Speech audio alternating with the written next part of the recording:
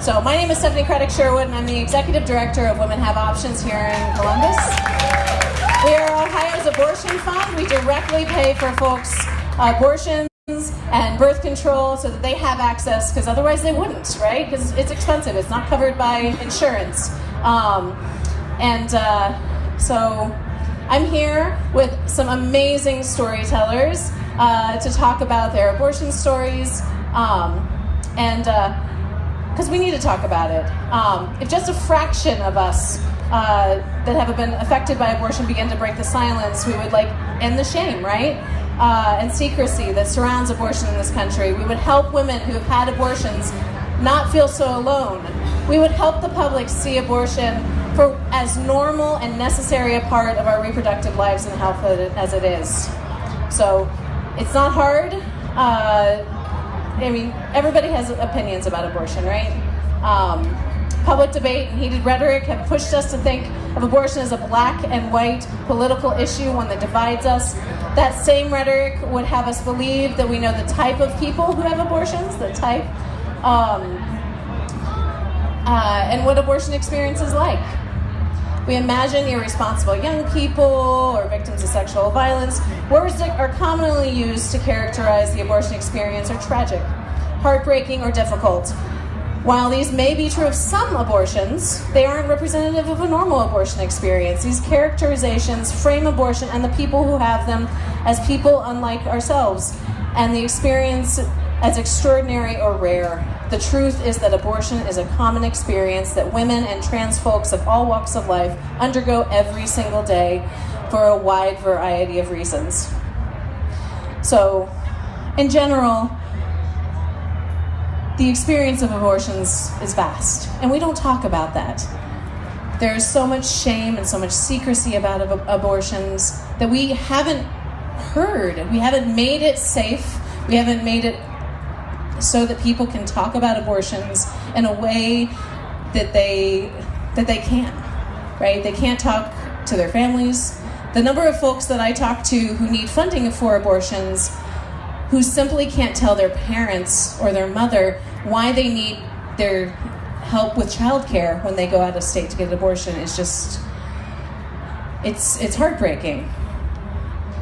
That these folks can't be forthright with their families because of the shame and stigma that surrounds abortion. So we need to, as a community, come together to make spaces like this one, to hear stories, to make sure that we create safer spaces, to share stories so that we can understand the breadth of the experience of abortion. No two stories are alike. People can be very similar and still have vastly different stories and experiences. We find it that even somebody who's radically pro-choice and an activist who's an activist for pro-choice causes. I know several people who can't come out with their stories. They can't say they've had abortions other than kind of quietly saying, "Hey, Stephanie, I had an abortion." And, it's because we haven't created a space that is accepting of all experiences. We haven't created a space that is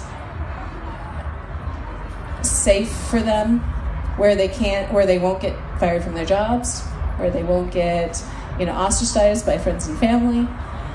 We need to create those spaces, because until we hear the stories of the folks, directly from the folks who have abortions, we're not going to move forward. We have to hear these stories. Otherwise, we're just going to get bits and pieces of it, and we don't control the narrative in that way. People who've had abortion should control their own narrative. And that's why we're storytelling. Thank you. So, the folks coming before you are sharing their very real and personal life experiences. Their life experiences are not up for debate. We are not trying to tell people what to think. We are trying to encourage compassion, tolerance, and appreciation of the complex realities of our lives. We want audiences to understand the diversity of perspectives and experiences that individuals can have when faced with abortion.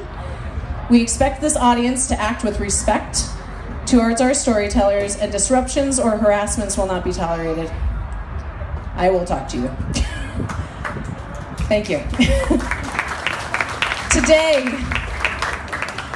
we will hear from Jordan, Melissa, Bobby, Michelle, and Samantha about experiences of abortion. So I'm going to hand off my mic to Melissa.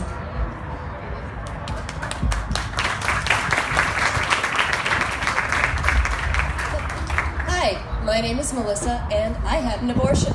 The number of times that I've gotten to say that recently has kind of increased, but I was lucky enough to find myself 19 and pregnant in a county that does not have an abortion clinic in it. I was 90 miles from the closest clinic, and I did not have a car. This was before Stephanie's organization was active in Ohio, so there was also really not a lot of help for me in terms of a charitable organization that could help me access a clinic. I was, however, very fortunate to have some wonderful supportive friends and my family, actually, my parents. I called my mother, and she was up in Cleveland, and she said, okay, you want me to come down and get you? I said, no. All right, do you need money? Put it on our credit card. So I was fortunate enough that I did have a supportive family.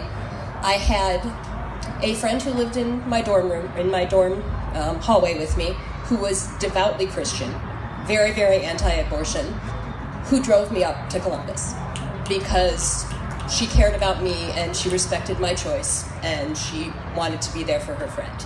And to this day, I still think that's just about the most Christian thing I've ever seen anyone do, because she put aside her opinions and her beliefs to take care of someone that she cared about. And I'm getting teary-eyed because still to this day, I really, really appreciate that she did that. I had wonderful friends here in town who let me stay with them, who took me to the clinic. I was fortunate enough to have no protesters at the clinic when I walked in and when I walked out. And I still don't know quite how that happened, because I also spent years as a clinic escort up in Cleveland and got screamed at a lot. So I really do recognize how lucky I was that I got to do that without people telling me that I was a horrible human being and that I was going to hell and all of the other things that I've heard them shout at people over the years.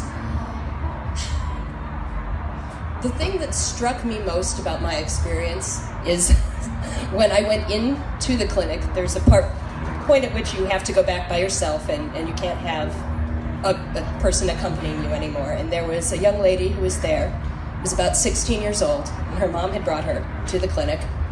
And as soon as she was separated from her mom, she burst into tears. And there were 3 other women, myself and 2 other women, sitting back there with her. And all 3 of us just got up and went and sat next to her and hugged her. And there was this instant sense of community among the women who were there, that they had this shared experience and we were going to take care of each other. And I remember sitting there and talking with them about why we were here. And each of their experiences was very different.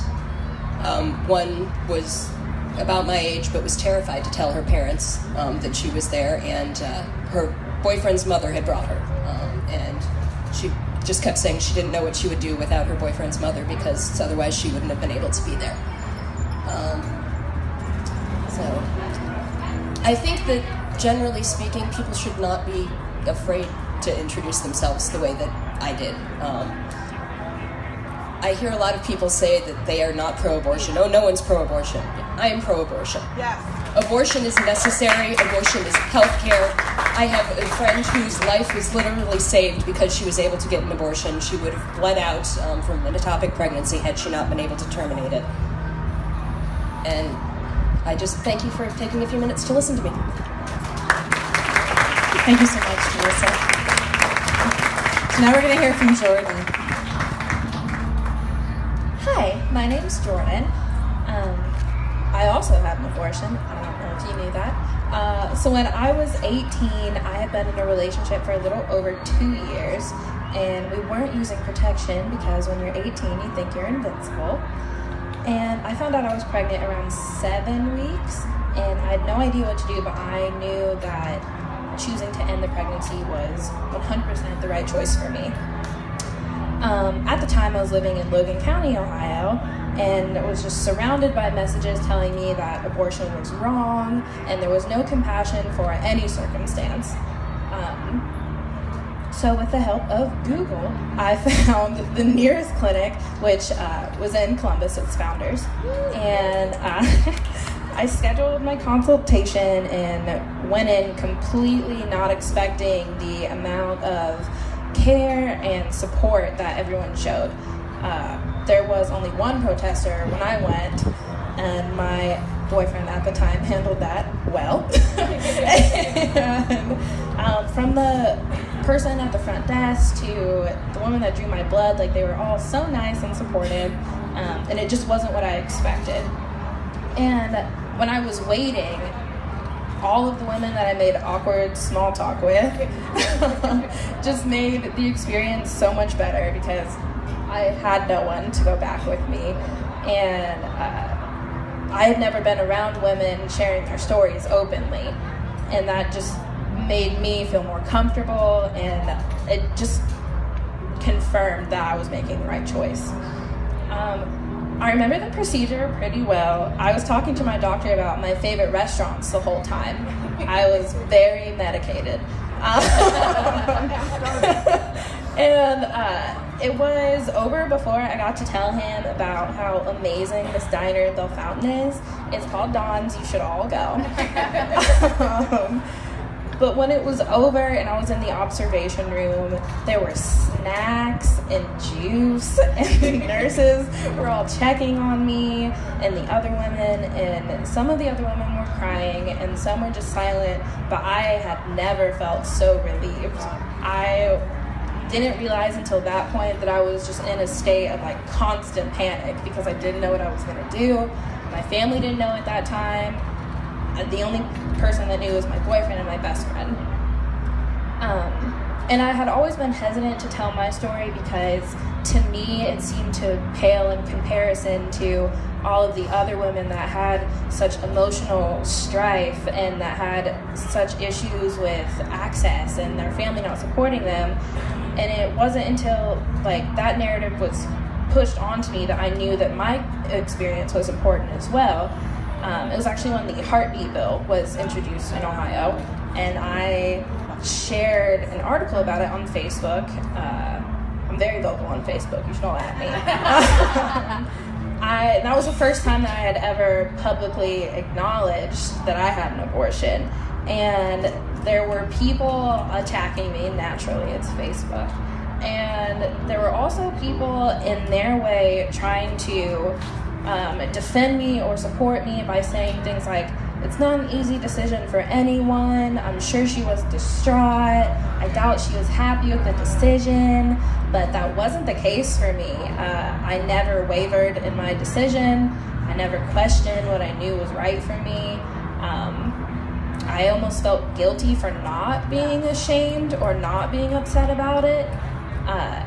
Because the aftermath of abortion was supposed to be this like deeply sad, depressive state that I was supposed to be in, and that didn't happen to me.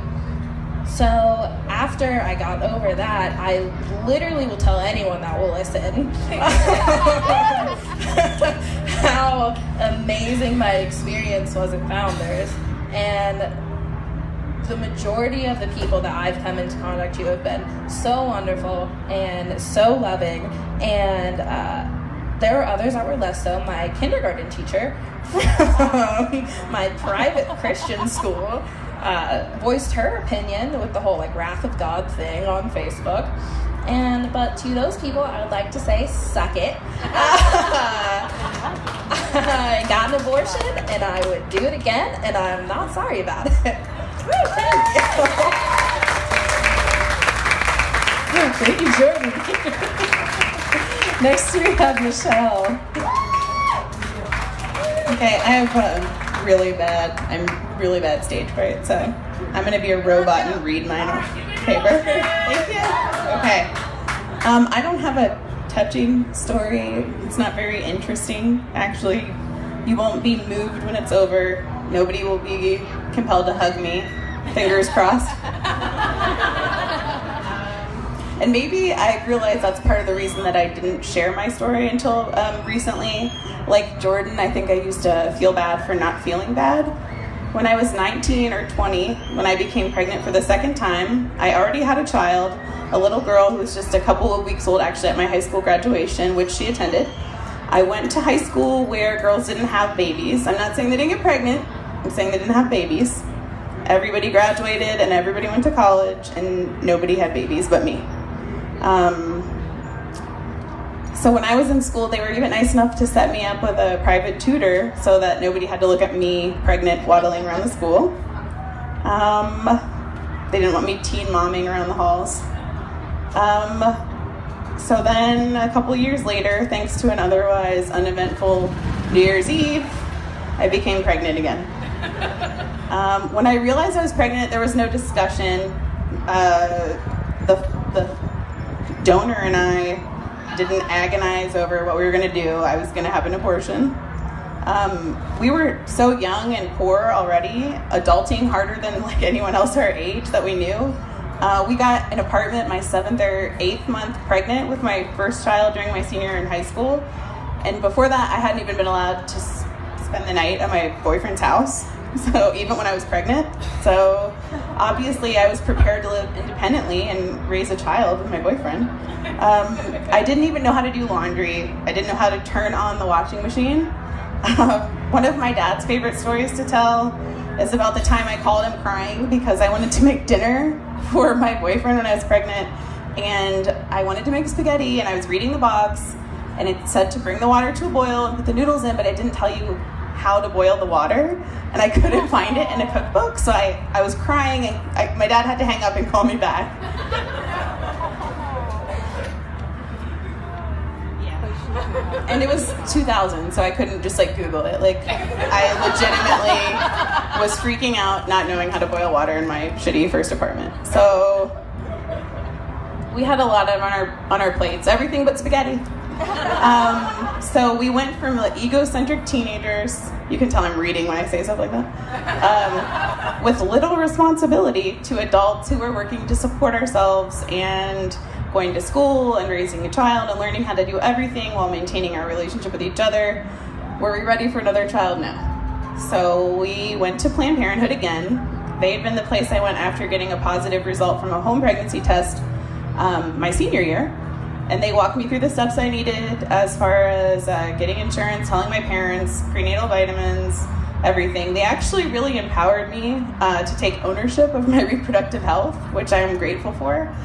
I was in a free fall when I learned that I was pregnant at 17 years old until I went to Planned Parenthood. And I'm not even, like, this isn't like a Planned Parenthood PSA. It's about abortion providers. Like, they're effing amazing. Like, they empowered me to take control over my life and my health. I don't remember before that feeling like I could do anything, and they were the ones who made me feel like I was capable, so I'm grateful for that. The only other doctor I could have gone to would have been my pediatrician, who I was actually still seeing after my daughter was born, and she was like, you have to find a new doctor. Like, I am seeing your child now, you need a grown-up doctor. So she eventually kicked me out to make me get my own doctor. Anyway, so I had an abortion. It wasn't a big deal. I didn't listen to Ben Folds 5 or anything. I wasn't in a place in my life where I could have had another child, and I didn't want one at that time. I just didn't want one. So it didn't scar me. It didn't ruin me. I don't think about it any more often than I think about when I got my wisdom teeth taken out, which I also don't remember that well. My daughter's father and I, we did a good job. My daughter, my oldest, she just graduated with a 4.3, and she's college bound this fall. So I think that we made the right choice. So my second child was born 40 weeks after November 4th, 2008.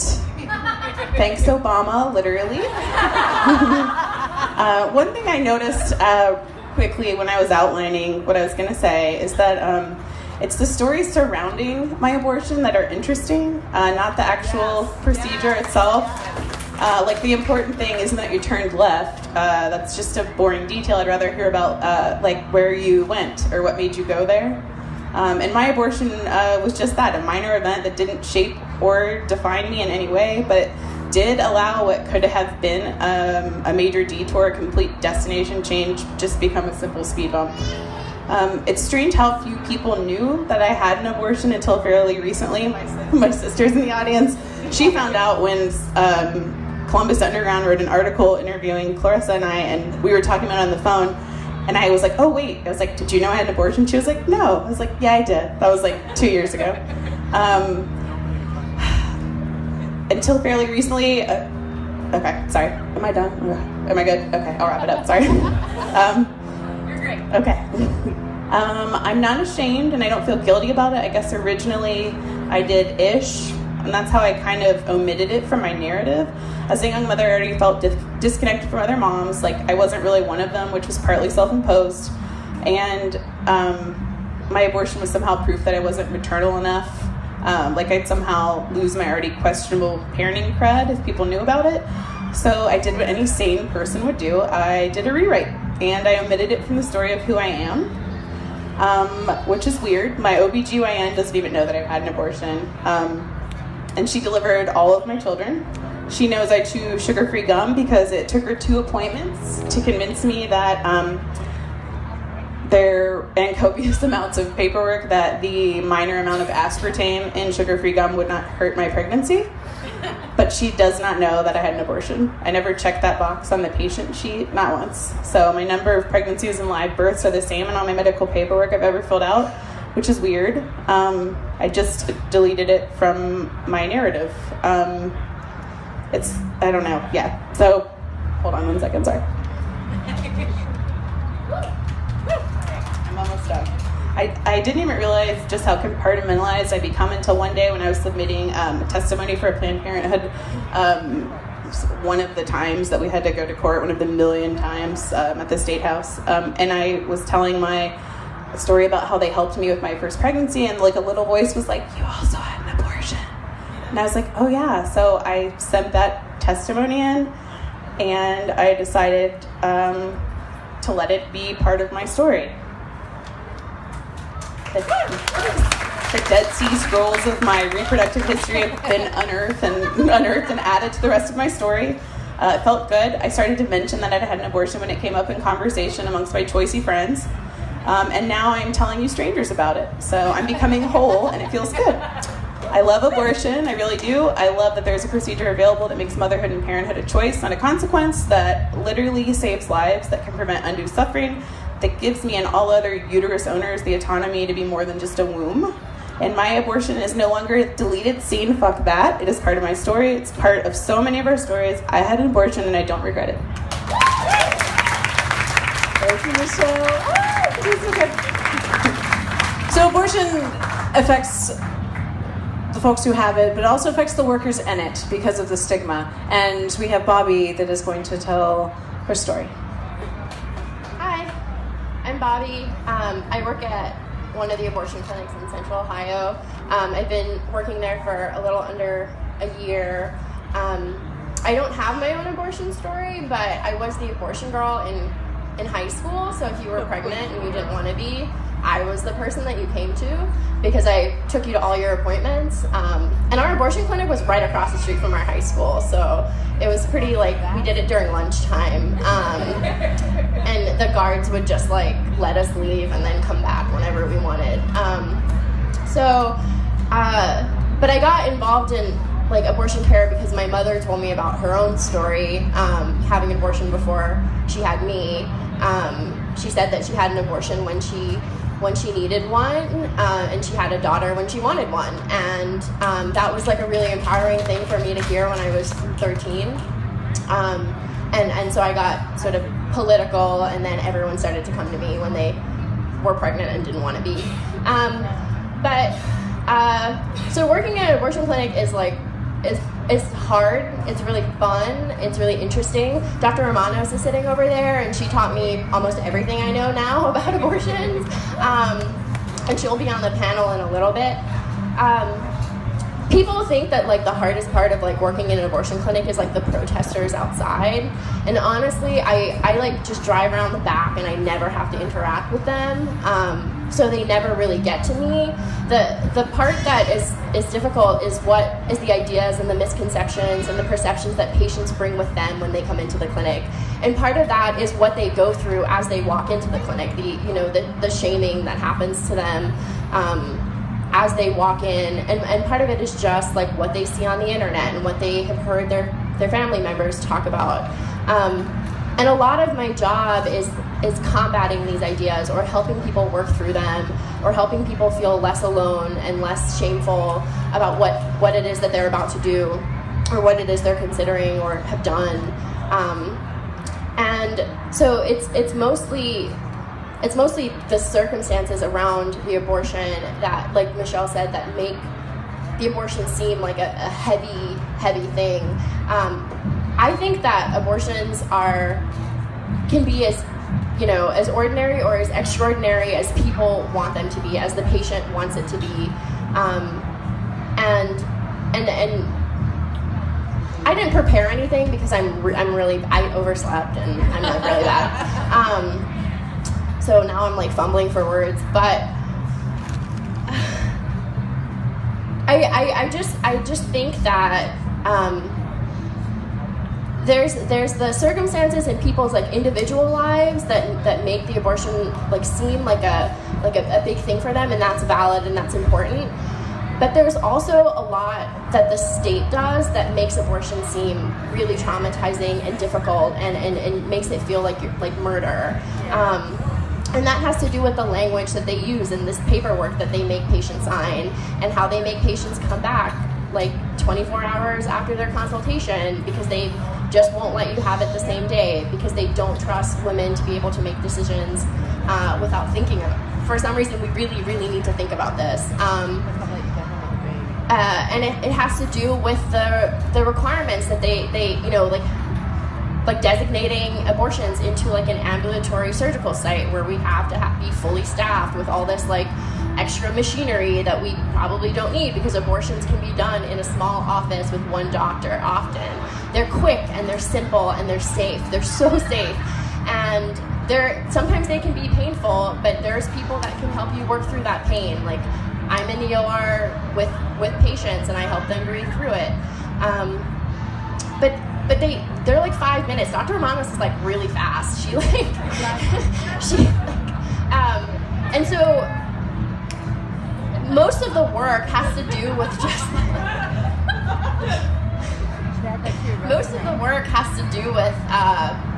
with just helping people through like the emotional and psychological turmoil that they're put through. Not necessarily that they are putting themselves through, but just that like the Ohio government like wants them to go through, and that the people outside want them to go through. And I find it really rewarding and difficult, and that you should really like send food to your abortion providers, because we're always hungry. Thank you so much, Bobby. So next, I'm gonna pass the mic to Samantha to share with you an anonymous story, because let's be honest, not everyone can share their story publicly. Folks who have an abortion face not only stigma, but domestic partner violence, job loss, being ostracized or disowned by your family or community, and much more. And we can't have a speak out and not recognize how hard it is to share your story publicly. So I'm going to pass the mic to Samantha. I forgot we had 2 mics. Can you hear me through it? Oh, okay. I'm going to pull it close. Hi, I'm Samantha. I have never had an abortion. So I don't have that personal. Okay. Yeah. And hold it close to you. Closer. Is this close enough? Yes. Oh, now I can definitely wow. Anyways, again, my name is Samantha. I do not have a personal abortion story because I have not had one. But I do have a lot of people close to me who have gone through the process, and there are a lot of people who are still afraid to come out with their story. So I think it's important to read these things and share these these things, even if they're anonymous, I think that it reaches out to somebody. Somebody can relate here today, I'm sure. And just quickly, the biggest thing for me is I am endlessly pro-choice and pro-abortion. You don't even have to like abortion. You don't have to like the process, but you don't get to take away a woman's choice to have one. Yeah. So, with that, I will go into a couple of short stories.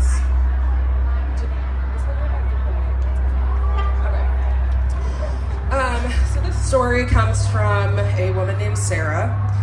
She says, I had just gotten out of a long-term relationship when I had sex with someone who I thought was a good guy.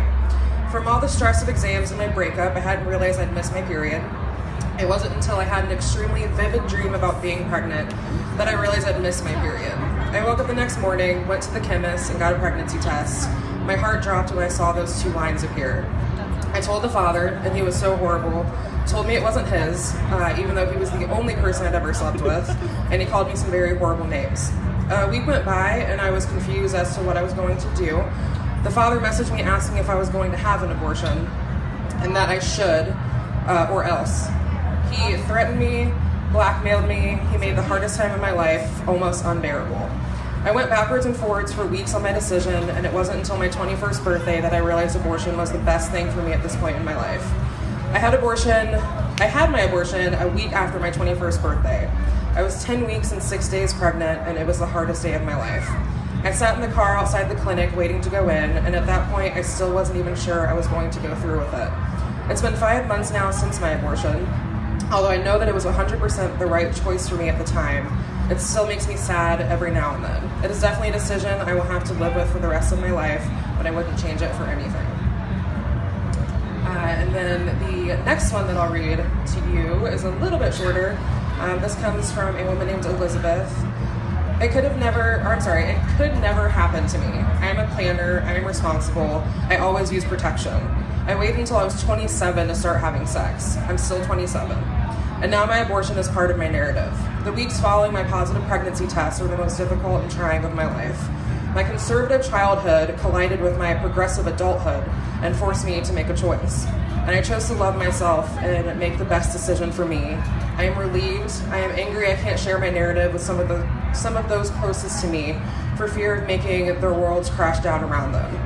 But I am empowered and I am thankful to be connected with a third of the women in the United States and all women throughout history who have taken control of their own bodies.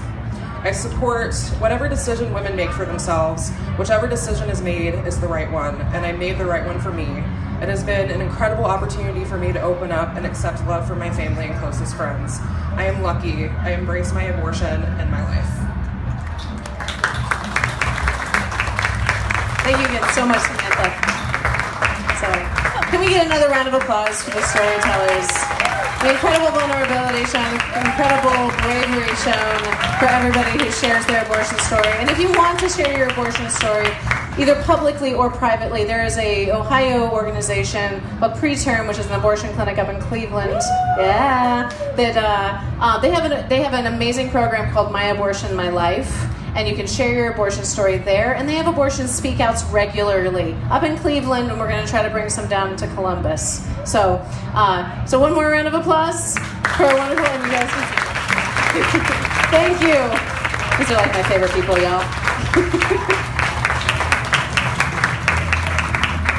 So, it is my great privilege to introduce Lizz Winstead to the ComFest stage. Lizz Winstead has built her amazingly hilarious career responding to the world, including as co-creator and head writer of, and you may have heard of it, The Daily Show. I don't think I've ever personally been so emotionally attached to a TV show like The Daily Show. Seriously, though. It's gotten me through so much emotionally. But she's now taken her brilliance one step further, combining it with her passion for reproductive justice to form her latest passion project, Lady Parts Justice League. Woo! It's a non-profit organization made of comedians, writers, and techies creating videos that use humor and outrage to expose and troll sexist, anti-choice, local politicians, and all 50 state legislatures while providing support to clinics all around the country, working to remove stigma around abortion. And we get to have her here and her whole team, who are amazing. And tomorrow night at Ace of Cups, catch Lady Parts Justice on their Vagical Mystery Tour. The doors open at 6 and the show starts at 7, and honestly, we need to take time to laugh in times like these. We hope to see you soon and tomorrow. And now, Lizz Winstead. I'm not cool with meeting famous people. Thank you. Oh my God, it's the stories were incredible. Thank you all for telling them. When you tell your story, you forget how much you're empowering somebody else. And I got pregnant the first time I ever had sex at age 16, and I ended up at a fake crisis pregnancy center, scared, thinking that somebody was going to help me. Literally, a person who was not a doctor walked out to me wearing a lab coat, carrying a book of bloody fetuses, telling me this is what I planned on doing, and told me my options were mommy or murder.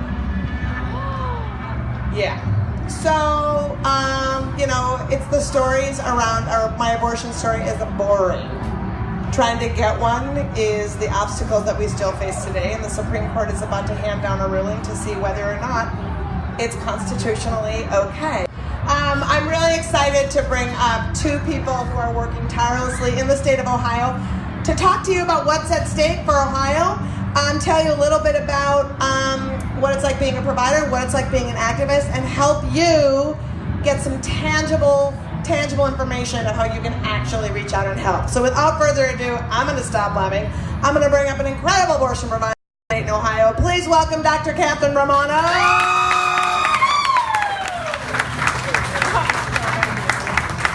And Stephanie Sherwood, come on up. Staff, Executive Director of Women Have Options. And last but not least, Hannah Servedio, who is the Northern Ohio organizer for NARAL Pro-Choice Ohio. All right.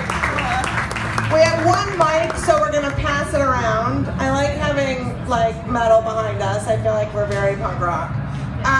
So, statistics of Ohio. I told you the national statistic. As of 2014, you can tell me this has changed.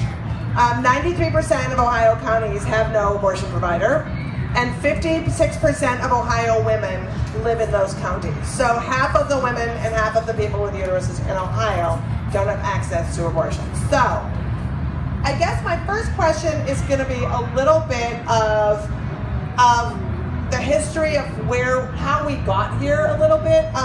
For most of the country, a lot of these laws really came down the pike in around 2011 when anti-abortion extremists created a package of legislation that was curbing, called trap laws, which are like incendiary laws that have nothing to do with care and have everything to do with closing clinics. 27 states closed down clinics instantly when they dropped down this set of laws in the state legislatures.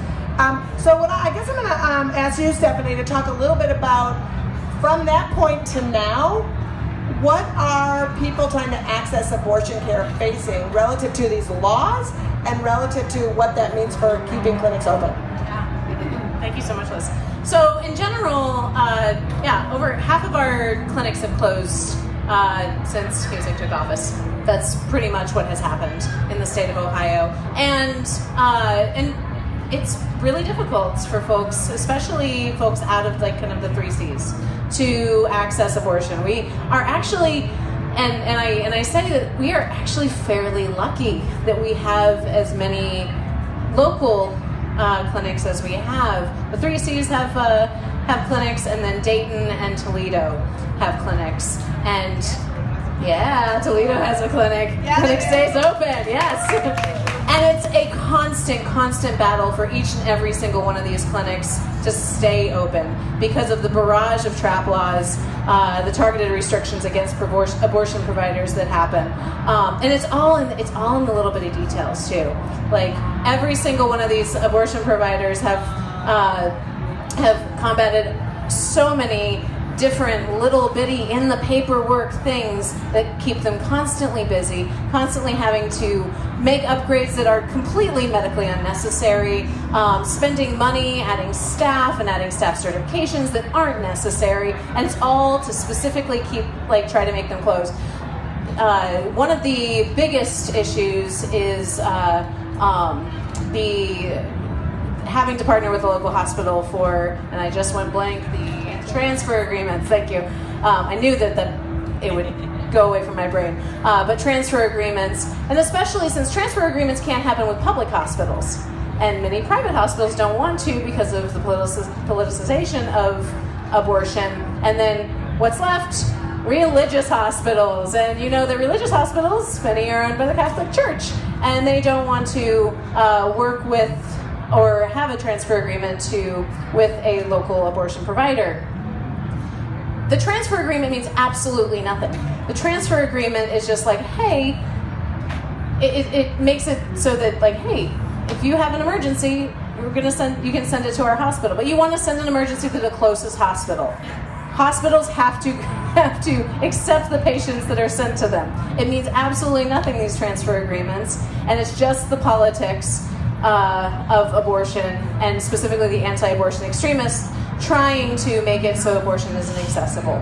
And this came very close to just a couple of months ago to shutting down our clinic in Toledo, and where those folks would have to leave the state to get abortion access. So in general, people are having to go further, and they're also having to come into our state.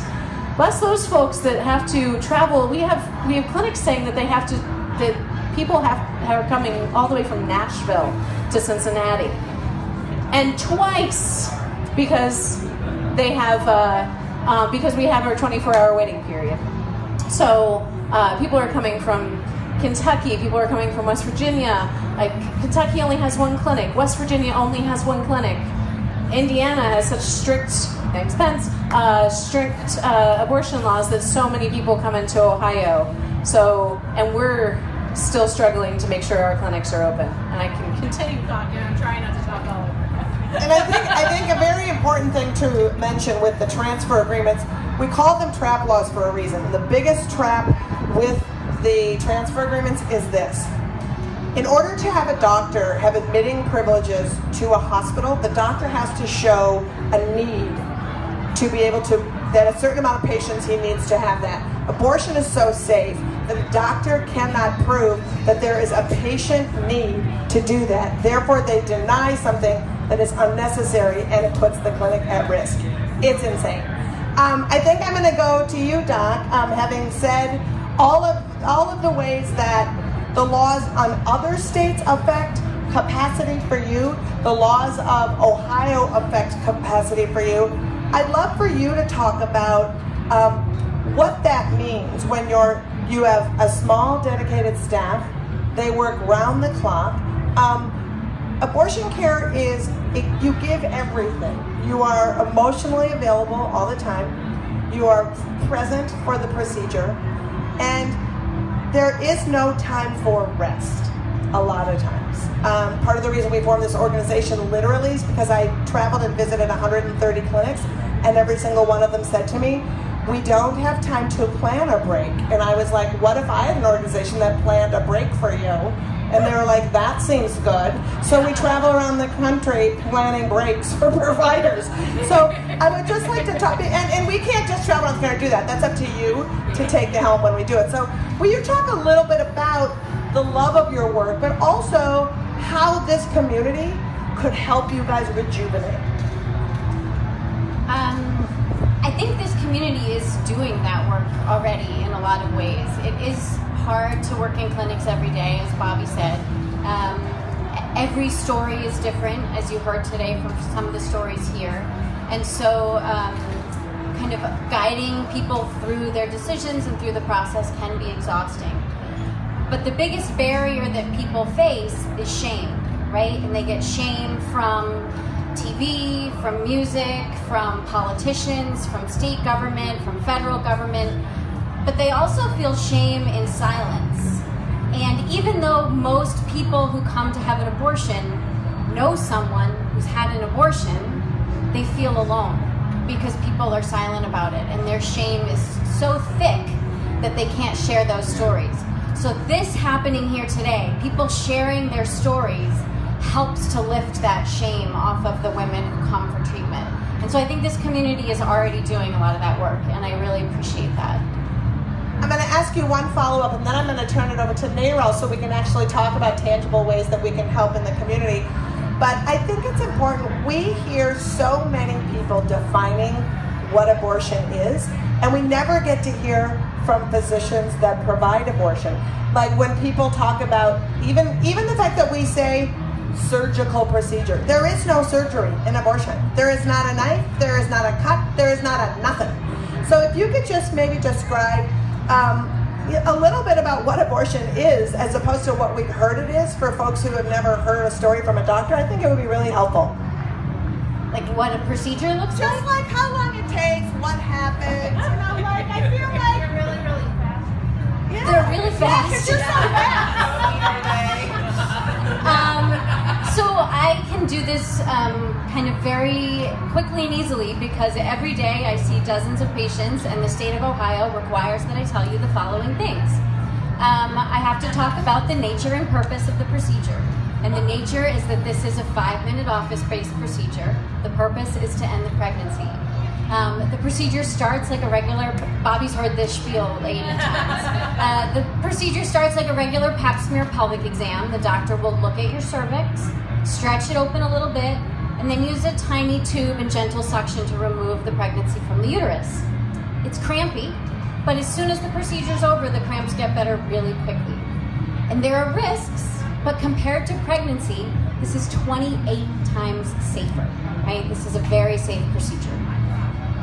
I think half of the food being served at ComFest is worse for you. Honestly, I think your heart's going to stop if you have fried food. Also, you could have had 4 abortion procedures in the time this talkback has been happening. So it's kind of, just to give you a gauge of what's happening in our world, I think it's... You can do 5, yeah. Because you're the Florence Joyner Kersey of abortion, apparently. You go, but no nails, thanks. That was an old-ass reference. Okay, 5 minutes, great. So I think that we have 5 minutes left, and so I think that it's just important for me to basically turn it over to NARAL to talk about what tangible things that you can do to help the clinics in Ohio. Hi everyone. So I'm actually a guest in Columbus. I am the Northern Ohio organizer for NARAL, which means I'm based out of Cleveland. I work from Toledo to Youngstown and everything in the northern part of the state. I've only been on the NARAL team for a couple of months, but we've been doing a lot of work out there. Kelly Freeman is who a lot of you actually know, is the organizer for the Columbus area and Dayton and Cincinnati and other areas below. So our jobs basically, we do a lot of different, we do a lot of different things, but it mostly surrounds the mobilization and the education and the recruitment of community members, supporters, volunteers, interns throughout our areas. So we put on a lot of things. We put on phone banks, we do canvassing, we go out and we talk to the community, but we also want to do what you want. You know, if you want a training, if you want to sit down and do an abortion storytelling conversation, we are so open. Like, call us, say you want to do this thing, and we'll come out and we'll help provide the woman power. Yeah. One thing I would say is super, super important, that if you're not registered to vote, please register to vote. Ohio has a huge election coming up in Ohio in November. Ohio has a huge election coming up in November, especially as it comes to reproductive rights. If we do not switch seats, if we do not switch the governor's house, we are going to have huge issues. So showing up, going out and talking to people. A lot of this has to do with, I want to speak to what some of the abortion storytellers were saying earlier, is that camaraderie, that feeling that you are talking to somebody who understands kind of what you're feeling and why this is such important work. I have a bumper sticker on the back of my car. It's a NARAL bumper sticker. I'm sure Kelly can get you one. It says, "Pro-choice, follow me to the polls." And I have people that stop me in the car. They will roll down your window. Hell yeah! Like, just yelling at me on the street, and it's fantastic. But not everybody feels that way because not everybody understands. So having those conversations with people, telling them what's at stake in November. If you go onto our website, I'll plug our website, www.prochoiceohio.org. You can sign up to be a volunteer with NARAL. The really cool thing about social justice work is that you don't need to be somebody that has to knock on doors and talk to people. If data entry is your thing, we need data entry. You know what I mean? If phone banking is your thing, we need phone bankers. If you want to organize our shelves in our office so that we know how much swag we have and how much we need to offer, come sit and do that with us. We have a space for you. So please sign up to volunteer, and I'm really excited to have you guys get involved. And I just want to wrap it up by saying, well, there's an in tandem thing you need to be doing, because the elections are all that matters. But every single day, abortion providers go to work, and they need the support of the community. They need your face to say, I love you, I'm glad that you're here. I'm going to plug our website. It's Lady Parts Justice League. We have a whole bunch of suggestions of how you can be helpful in your community, how you can do outreach to the clinic and literally be the moral support and the emotional backbone and the front face of providers. Remember this, too often providers are providing the care, correcting the facts on the science, and then having to lobby and do things themselves. We can take some of that off their plates, and it's up to us to do that, right? Because remember, there are no good abortions, there are no bad abortions, there's just the abortion that you need. So let's just live that life. We have flyers. Our comedy show, I was not that funny, but our comedy show's fucking hilarious tomorrow night at Ace of Cups. It's cheap. It's like $15. Come down, we have a riot. We have such great comics, best-selling Joyelle Johnson, Nina Martinez, who is here. And we'll be there. So thank you so much for staying and listening and actually caring. There's so much to care about. The fact that you're here means everything. Thank you.